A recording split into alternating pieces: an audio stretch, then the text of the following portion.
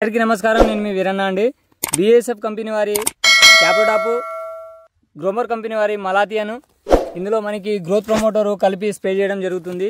ఎందుకంటే తోట మొత్తం గెడసబారిందండి, బెడ్స్గా ఉంది, మొత్తం ఆకులు రాలిపోయినాయి.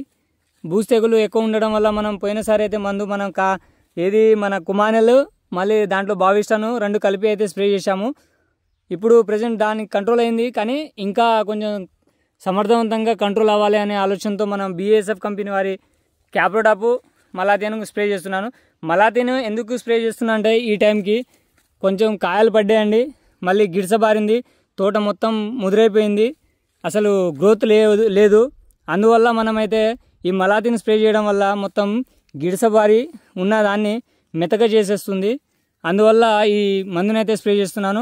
అందులో పండాకు సమస్య కూడా ఉంది, దాంతోపాటు తెగుల సమస్యలు కూడా ఇంకా కంట్రోల్ కొంచెం వరకు అయింది, కానీ ఇంకా కాలేదు. అందువల్ల మన బీఎస్ఎఫ్ కంపెనీ వారి క్యాప్రోటాప్ని కూడా కలిపి స్ప్రే చేయడం అయితే జరుగుతుంది.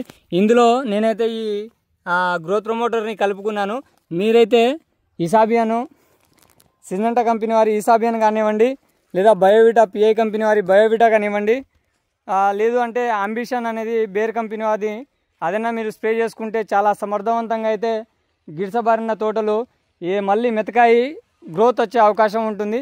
ఈ ఇన్ఫర్మేషన్ నచ్చినట్లయితే మన ఛానల్ని సబ్స్క్రైబ్ చేసుకోండి, తోట రైతులకు షేర్ చేయండి.